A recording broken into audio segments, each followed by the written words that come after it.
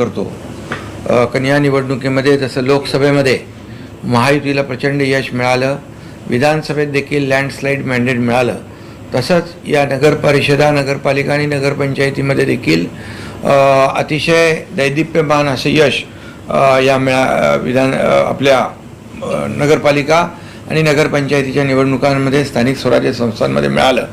असंच यश येणाऱ्या पुढच्या महापालिका निवडणुकांमध्ये देखील महायुतीला मिळेल अशा प्रकारचे एक संकेत या निवडणुकीमध्ये मिळालेला आहे.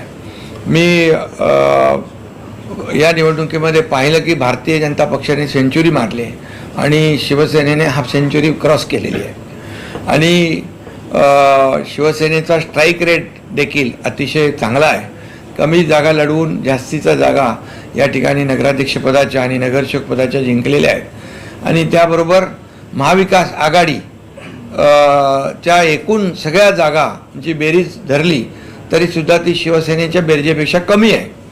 काही लोक म्हणत होते की शिवसेना फक्त ठाण्यापुरती मर्यादित आहे, तर शिवसेना आता ठाण्यापुरती मर्यादित राहिली नाही, तर शिवसेना घराघरामध्ये चांद्यापासून बांद्यापर्यंत पोचलेली आहे.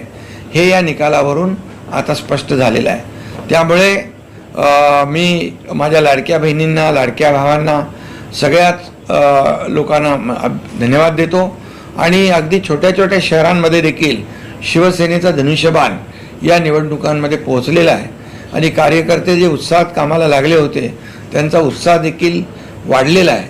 आणि म्हणून सर्व कार्यकर्त्यांचं मनापासून अभिनंदन करतो की त्यांनी या निवडणुकीमध्ये प्रचंड मेहनत घेतली. आमच्या सर्व लोकप्रतिनिधींचं, नेत्यांचं, सर्व मंत्री असतील, खासदार, आमदार, पदाधिकारी या सगळ्यांना मनापासून धन्यवाद देतो की शिवसेना आणि धनुष्यबाण अगदी घराघरामध्ये पोहोचवण्याचं काम या छोट्या नगरपालिका, नगरपंचायतीच्या निवडणुकांमध्ये आमच्या कार्यकर्त्यांनी केलं आहे.